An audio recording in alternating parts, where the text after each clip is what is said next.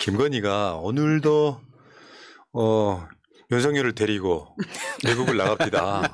아니 나가는 게 아니라 이제 뭐 본국으로 가는 건지 모르겠지만 근데 이런 게 있어요. 김건희 특검법 발의가 된 후에도 명품백 받고 있었다. 이게 이제 그 타임라인을 정리한 기사인데 한번 볼까요? 이게 프레시안의 기사인데 김건희 특검법 발의 엿새 만에 영부인은 천연덕스레 명품백을 받고 있었다. 야 강심장이긴 해. 니들이 나 어쩔 거야 이런 느낌 아니에요? 그렇죠. 저건 강심장이라고 평가하기에도 좀 애매해요. 저건 완전 개념이 없는 거죠. 그러니까 이 정치가 어떻게 작동하고 저 법률이 어떻게 작동하는지 이해하는 사람이라면 절대로 할 수 없는 행동이거든요. 맞죠. 그러니까 아무것도 모르기 때문에 할 수 있는 거예요. 자 타임라인 한번 보겠습니다. 3월 20일 날 윤석열이 용산 집무실로 이전한다 발표를 합니다. 그래가지고 이제 뭐 관저를 어디로 쓸 거냐, 뭐 육군 참모총장 관저냐, 지금 쓰고 있는 건 외교부 장관 이제 관저예요. 공관인데 그때 수리한다는 명목으로 안 들어갔어요. 네. 관저에. 계속 받았다며. 네. 근데 6월 20일 날 그저 최재형 목사님이 2번 가잖아요. 네. 샤넬 화장품 세트를 받았어. 6월 20일 날. 향수와 화장품 세트 180만 원어치. 근데 저 샤넬 화장품 세트를 주기 전에 한 6회에서 7회 정도 더 제한을 했다고 하죠.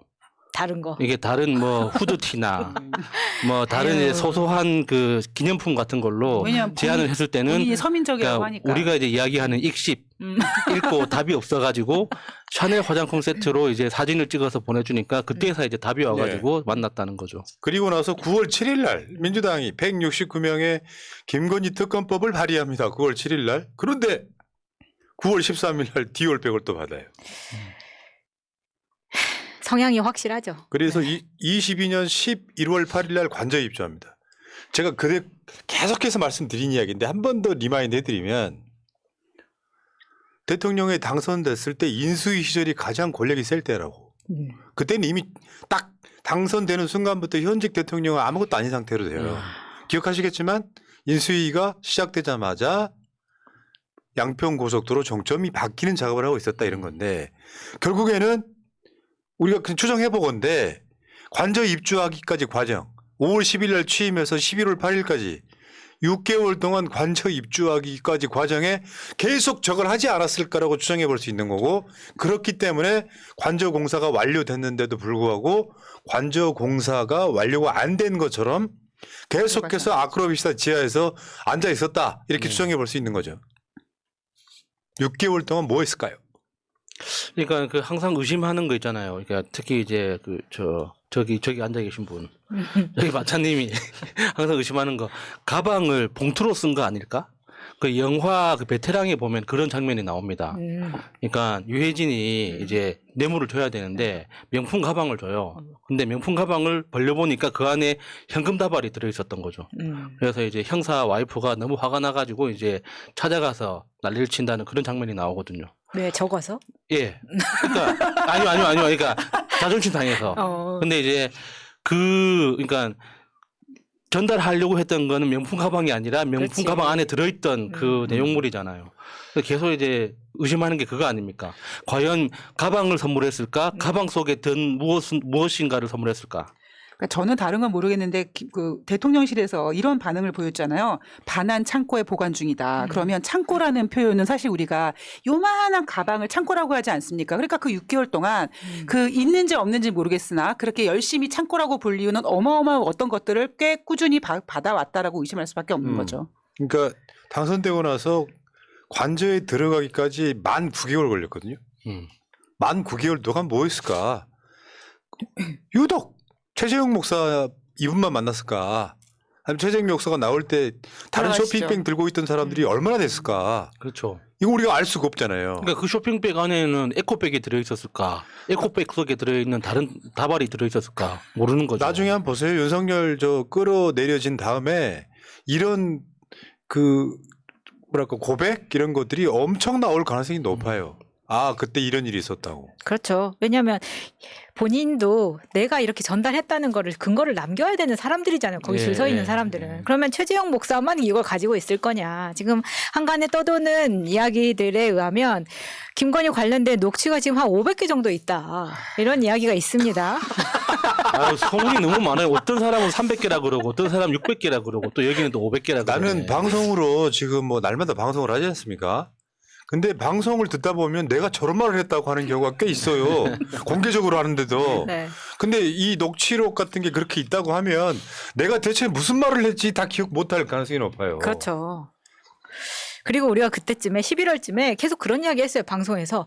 왜 관저 안 들어가는 거야? 공사 다 끝났을 텐데 왜 안 들어가는 거야? 했었는데 그렇게 안 들어갔던 이유가 저라도 안 들어갔을 것 같아요.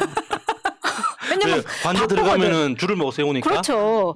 보세요. 그 최순실이 걸렸던 것도 사실 청와대 출입 기록 그런 것들 때문이잖아요. 물론 관저 들어가면은 보안이 지금처럼 야 이게 짝퉁인지 아닌지만 니들이 검사해서 들여보내. 이게 안 된다고요. 그렇기 때문에 관저 들어가는 걸 최대한 밀었을 거다라는 생각이 드는 거죠. 이게 나라입니까? 리투아니아 가서 쇼핑하던 그 기억들 나시죠?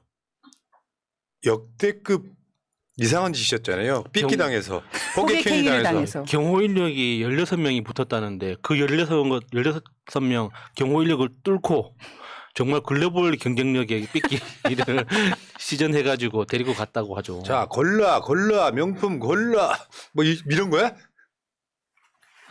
이게 진짜 부끄러운 일이잖아요. 저런 행위 자체가 엄청 부끄러운 일이잖아요. 그렇죠. 저게 무슨 저 나라에 특별한 특산품을 파는 데도 아니고 그냥 흔한 명품 파는 데였기 때문에 더 실망감이 컸습니다. 네.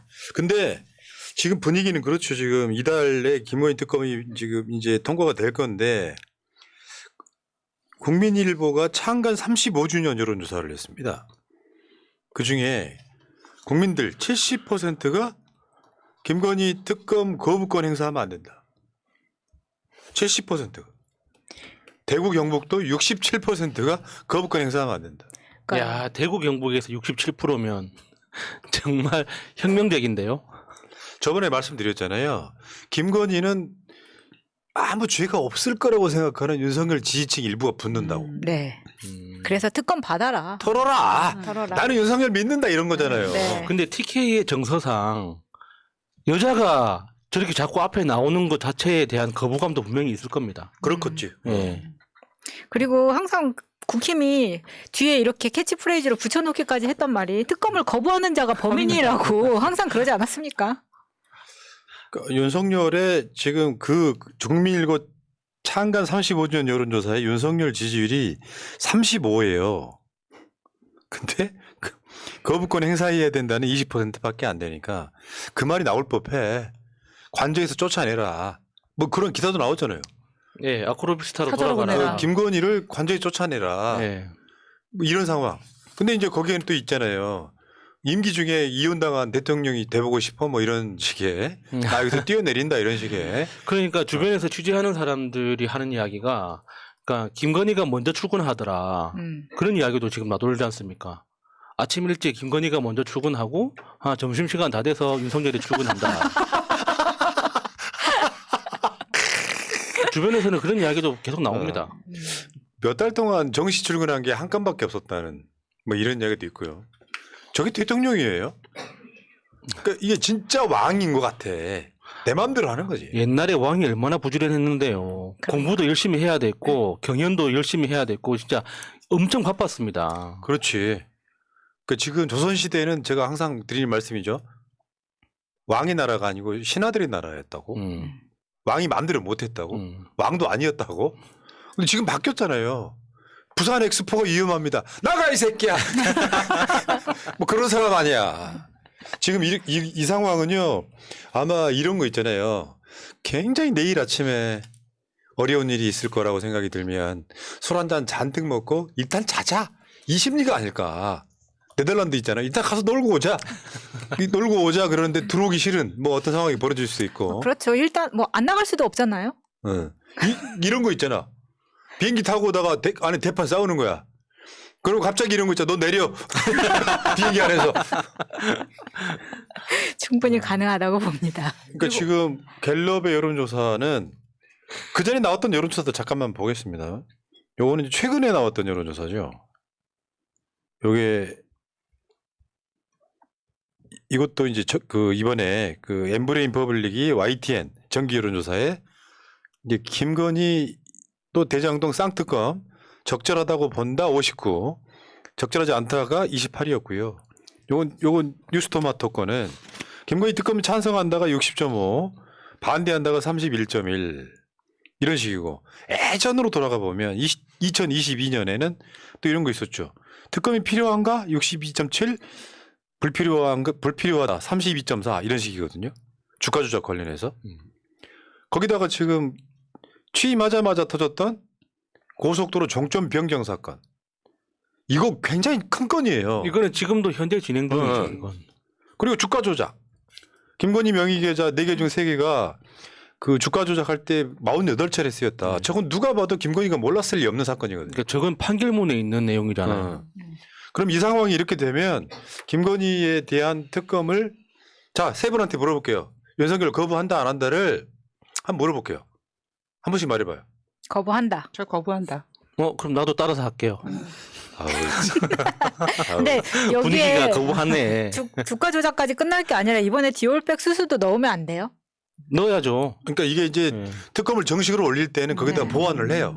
그러니까 노예 된다는 주장들을 하잖아요. 고속도로 종점 바뀐 것까지.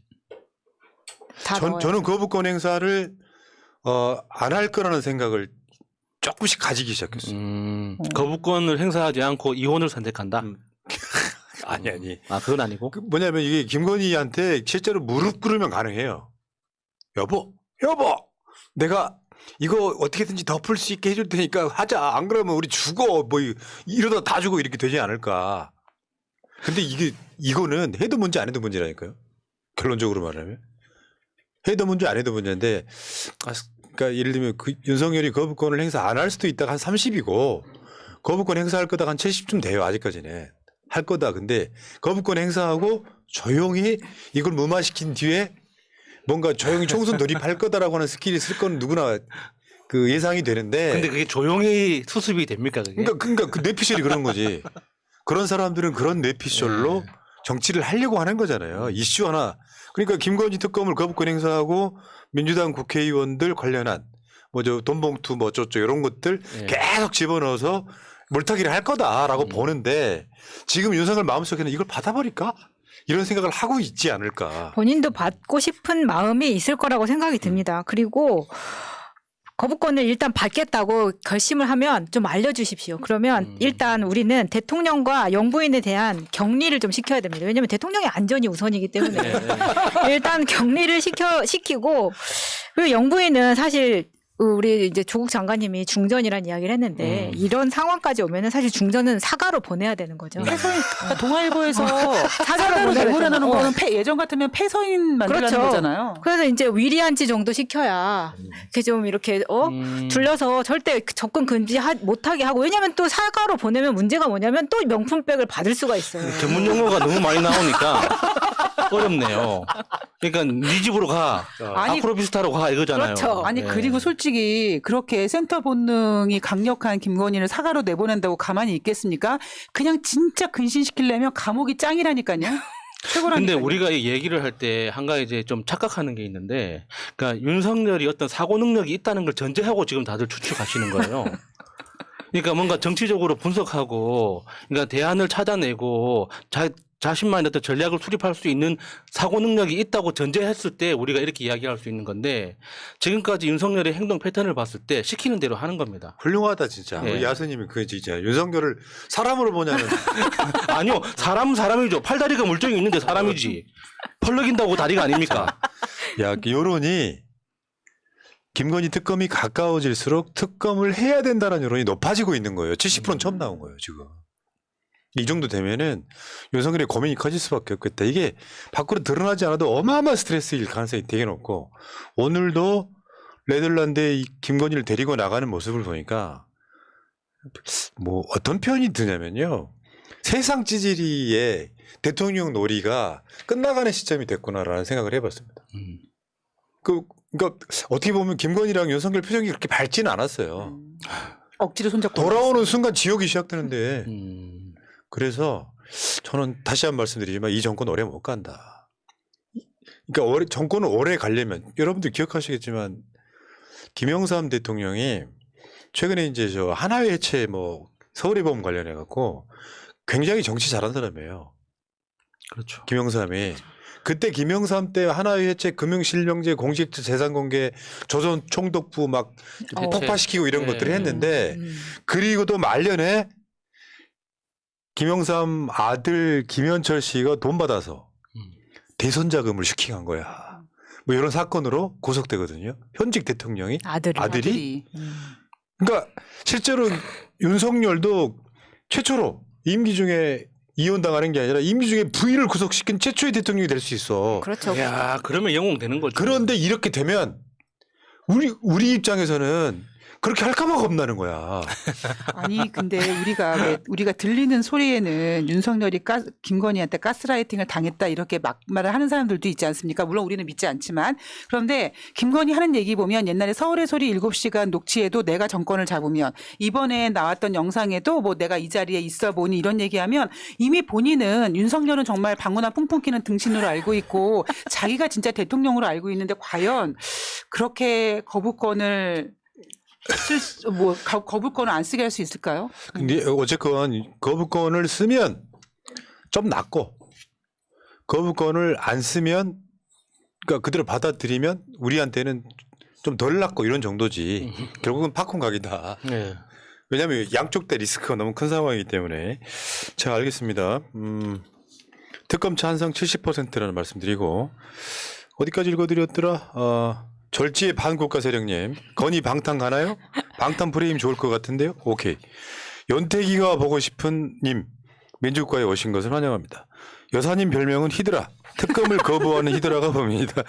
자, 다음에 유재현님, 2년째 보고 있습니다. 구독은 중간에 끊겨서 재가입했고요. 푸나님, 마차님, 돈다방 미쓰리님, 야수님 늘 응원합니다. 대한민국의 미래를 위해 꼭 특검 탄핵 이루어냅시다 하셨습니다. 감사합니다. 고맙습니다. 잠깐만요. 히드라가 왜 히드라인지 아세요?